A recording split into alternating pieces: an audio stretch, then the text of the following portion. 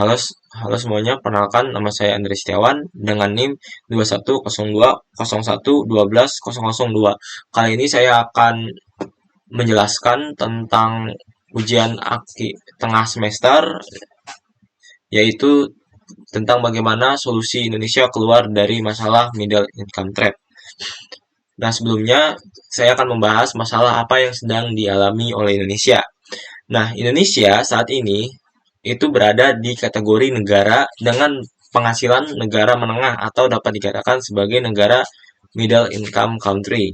Nah, berdasarkan data yang ada sebelumnya, pengalaman dari 190 negara yang berada pada kategori tersebut, hanya kurang dari 20 negara yang berhasil untuk lolos dari kategori tersebut atau yang dapat naik sebagai high income country, ya, atau negara berpendapatan tinggi atau atas. Nah, dari masalah ini timbul suatu pertanyaan, yaitu solusi apa yang perlu dijalankan oleh Indonesia dalam mengatasi masalah middle income trap tersebut. Sebelum saya akan membahas tentang solusinya, kita terlebih dahulu membahas tentang apa itu middle income trap. Middle income trap merupakan suatu kondisi di mana negara-negara berpenghasilan menengah tidak mampu mempertahankan tingkat pertumbuhan ekonomi yang cukup stabil untuk bisa mencapai kelompok penghasilan tinggi. Nah, dari pengertian ini dapat dikatakan bahwa negara-negara yang berada pada middle income trap ini tidak mampu mempertahankan tingkat ekonomi pertumbuhannya dalam negerinya untuk dapat mencapai kelompok yang lebih tinggi lagi. Seperti itu. Lalu apa sih dampak yang ditimbulkan dari middle income trap tersebut? Nah, dampak yang diberikan ini oleh negara-negara yang mengalaminya itu adalah negara akan mengalami fenomena stagnasi dalam pendapatan kelas menengah gitu ya. Jadi pendapatannya akan terus sama, tidak adanya perubahan peningkatan dan juga belum mampu untuk mencapai kelompok pendapatan yang baru ya, karena pendapatannya stagnasi atau diam di posisi tersebut, sehingga negara-negara tersebut tidak mampu untuk mencapai kelompok yang lebih tinggi lagi dari middle income trap atau middle income lah ya, maksud saya. Lalu faktor-faktor apa sih yang mempengaruhi negara ini mengalami middle income trap gitu ya. Jadi suatu negara kenapa dapat mengalami middle income tersebut. Yang pertama itu kurangnya pemerataan infrastruktur yang ada di negara tersebut. Jadi kurangnya infrastruktur ini menjadi suatu fokus utama di mana pendapatan yang lebih memfokuskan suatu titik di negara tersebut, sehingga pendapatan pemerataannya per kapitanya tidak mampu untuk meningkatkan negara tersebut ke penghasilan kategori yang lebih tinggi lagi. Kemudian kualitas sumber daya manusia di negara tersebut masih rendah. Nah, hal ini yang menjadi suatu fokus utama juga dari negara yang berada di middle income trap ini, di mana sumber SDM-nya itu masih sangat rendah gitu ya. Kemudian adanya kesenjangan sosial yang tinggi di kalangan masyarakat. Jadi negara yang ada di middle income trap ini kesenjangan sosialnya sangat tinggi dan dapat dibedakan antara kalangan yang kaya dan kalangan masyarakat yang miskin. Kemudian pemerintah kurang dapat mengendalikan kondisi ekonomi yang stabil dalam negaranya. Nah, hal ini juga dapat mempengaruhi negara tidak mampu mempertahankan pertumbuhan ekonominya karena pemerintah tidak dapat dengan konsisten untuk menjaga kondisi ekonominya tetap stabil, sehingga terjadinya perubahan sistem ekonomi yang tidak menentu dan itu terus berkelanjutan. Kemudian sistem birokrasi negara yang tidak dapat menyesuaikan kondisi ekonomi global. Nah, sistem birokrasi ini dapat dikatakan bahwa negara-negara tersebut mempunyai sebuah peraturan yang tidak relevan dengan peraturan-peraturan yang ada uh, di seluruh dunia ya, secara global. Kemudian lambatnya transformasi iptek di berbagai sektor. Hal ini menjadi suatu titik fokus juga bahwa pengaruh iptek sangat signifikan terhadap pertumbuhan ekonomi negara. Maka dari itu, dengan lambatnya transformasi iptek ini dapat mempengaruhi suatu negara dalam mencapai pendapatan yang lebih tinggi lagi. Seperti itu. Nah, dari hal yang kita dapatkan dari pengertian, dampak yang didapatkan, dan juga faktor-faktor yang mempengaruhinya, maka solusi apa yang perlu dilakukan oleh Indonesia untuk dapat keluar dari masalah middle income trap tersebut. Nah, Indonesia dapat melalui tiga kebijakan ya. Yang pertama itu kebijakan fiskal. Nah, kebijakan fiskal yang dapat dilalui oleh Indonesia itu yang pertama adalah membuat rancangan peraturan anggaran APBN sesuai dengan urgensi kondisi ekonomi. Nah, urgensi ekonomi ini dilihat dari masalah middle income trap yang timbul. Maka dari itu, pemerintah dapat memfokuskan anggarannya pada sektor-sektor penting yang dapat mendongkrak pendapatan negara gitu ya. Nah, yang pertama itu ada sektor infrastruktur.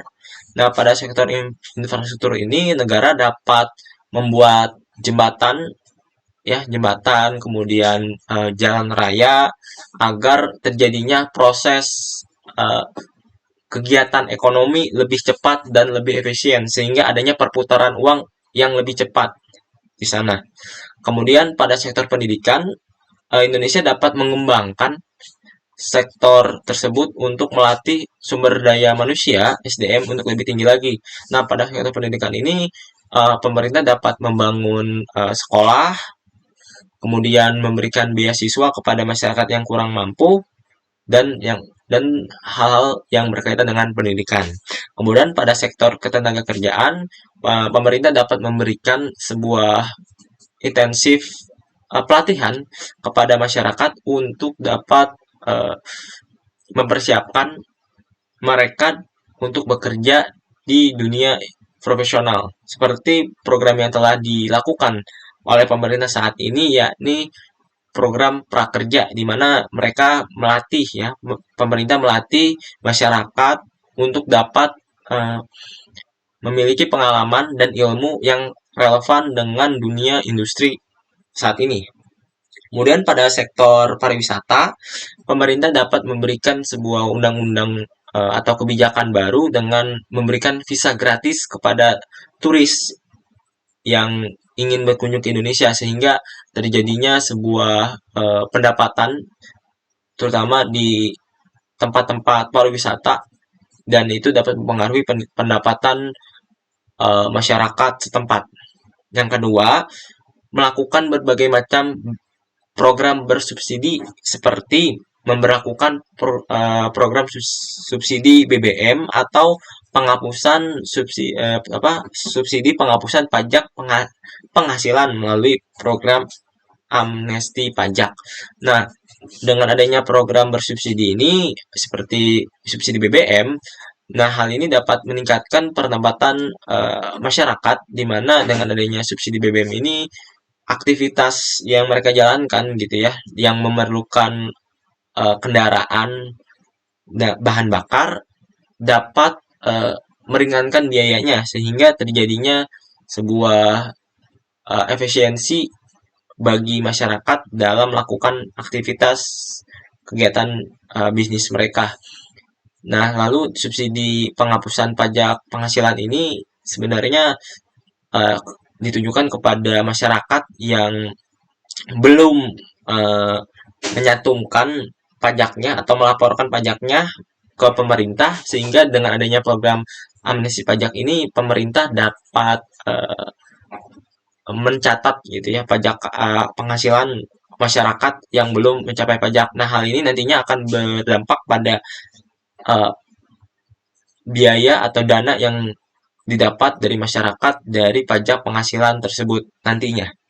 Kemudian yang ketiga adalah membuat regulasi yang aman bagi para investor asing agar dapat menarik minat mereka untuk berinvestasi ke dalam negeri seperti memberlakukan UU Cipta Kerja atau Omnibus Law. Nah, pada langkah ketiga ini membuat regulasi yang aman bagi investor sangat penting, di mana Indonesia ini belum mampu menjalankan sebuah kegiatan bisnisnya tanpa campur tangan pihak ketiga, yaitu investor asing itu sendiri. Jadi, dengan adanya regulasi yang aman bagi investor akan membuat investor dapat menginvestasikan dananya ke dalam negeri, ke perusahaan-perusahaan yang mempunyai sebuah keuntungan bagi investor tersebut. Nah, hal ini perlu didukung karena dengan adanya pendanaan dari investor asing akan meningkatkan lapangan pekerjaan dan pendapatan industri yang dijalankan di dalam negeri. Nah, pemberlakuan seperti UU Cipta Kerja dan lain sebagainya untuk membuat adanya sebuah eh, lingkungan kerja yang mampu meningkatkan pendapatan negara yang lebih baik. Kemudian yang keempat, mengeluarkan surat berharga negara atau SUN untuk mendapatkan dana segar dalam memaksimalkan pelaksanaan anggaran APBN. Nah, yang keempat ini mengeluarkan obligasi gitu ya, surat berharga negara ini merupakan suatu kebijakan yang dapat dilakukan gitu ya dengan mendapatkan dana segar dari operasi pasar terbuka.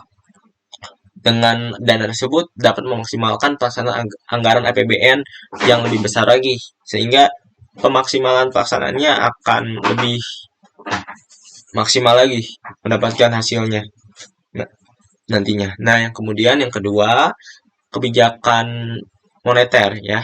Kebijakan moneter itu ada 3 langkah. Yang pertama itu memberlakukan kebijakan penurunan suku bunga acuan. Nah, penurunan suku bunga acuan yang dilakukan oleh Bank Indonesia sebagai bank sentral ini memberikan sebuah indikasi kepada bank umum ya, bank-bank swasta, bank milik negara juga untuk memberikan nantinya pinjaman ya, suku bunga pinjaman kepada masyarakat melalui kredit bunga. Nah, dengan adanya penurunan ini masyarakat-masyarakat yang uh, mampu untuk membayar bunganya nanti gitu ya, itu dapat menjalankan bisnis mereka untuk mengekspansi, memperluas bisnis mereka atau membangun bisnis baru dari dana tersebut. Itu merupakan suatu manfaat dari kebijakan penurunan suku bunga acuan. Sehingga dengan adanya kebijakan penurunan ini akan meningkatkan pendapatan nasional di kemudian harinya. Yang kedua, memperlakukan pula penurunan rasio cadangan wajib. Nah, dengan adanya penurunan ini juga, Bank Umum dapat memberikan pinjaman kredit berbunga dengan biaya yang lebih rendah juga.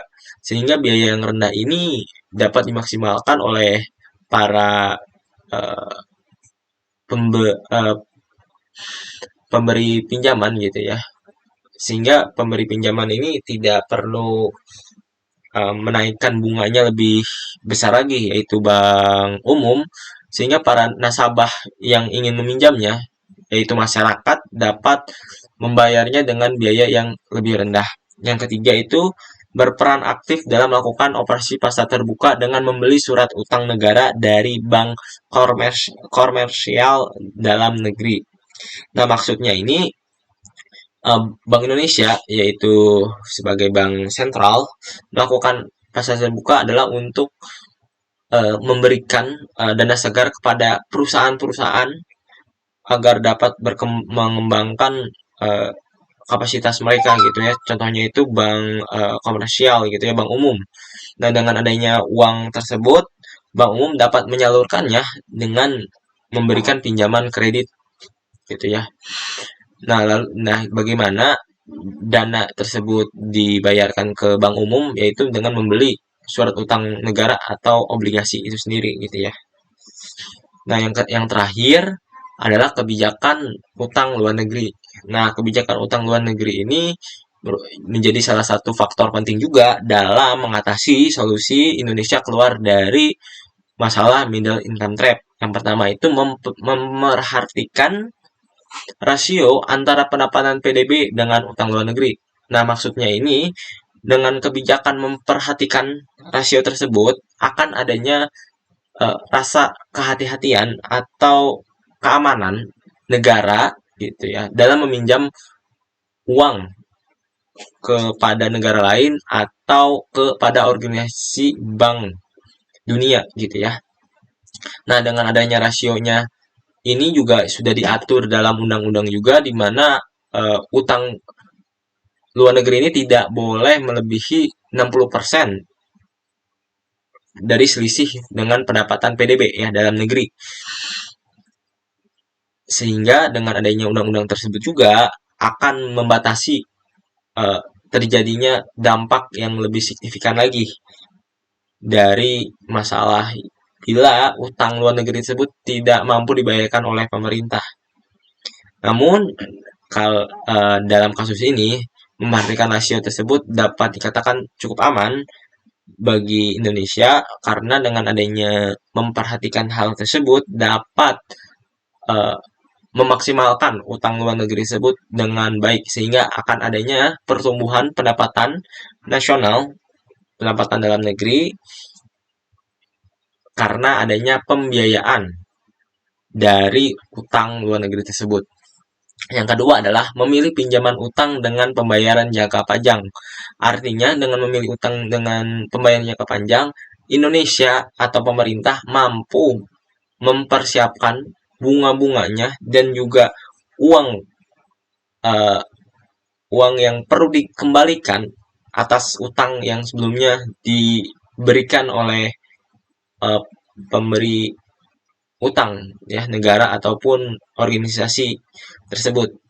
Nah, dengan memilih pembayaran jangka panjang ini membuat Indonesia dapat lebih aman dalam melakukan pembayarannya dan juga untuk menghindari terjadinya ketidakmampuan negara dalam membayar bunga ya atau membayar utang. Nah, kemudian yang terakhir adalah yang ketiga adalah melakukan peminjaman secara bilateral dengan negara-negara yang memiliki regulasi yang proporsional dalam pembayarannya. Nah, maksudnya adalah dengan meminjam utang luar negeri kepada negara secara langsung ya, karena bilateral ini adalah dua negara, jadi negara tujuan dengan negara tujuan dan negara asal ya. Nah, contohnya ini Indonesia dengan Korea ya yang saat ini sedang hangat-hangatnya di mana Indonesia dan Korea setuju untuk melakukan perdagangan lalu utang juga itu kalau tidak salah dalam melakukan pembayarannya sehingga dengan adanya kerjasama ini akan uh, timbul juga keuntungan dari peminjaman utang luar negeri ini yaitu adanya uh, peningkatan peningkatan peminatan nilai tukar rupiah sehingga nilai tukar rupiah tidak akan meleset ya karena akan terus ada penukaran terhadap permintaan dari nilai tukar rupiah tersebut. Baik, sekian dari saya. Semoga solusi yang saya berikan untuk memecahkan masalah yang dihadapi oleh Indonesia mulai dari kebijakan fiskal, kebijakan moneter, dan juga kebijakan luar negeri dapat dilaksanakan secara maksimal. Dan juga kebijakan-kebijakan yang saya cantumkan tersebut harus saling terintegrasi satu sama lain agar dapat dimaksimalkan dengan baik.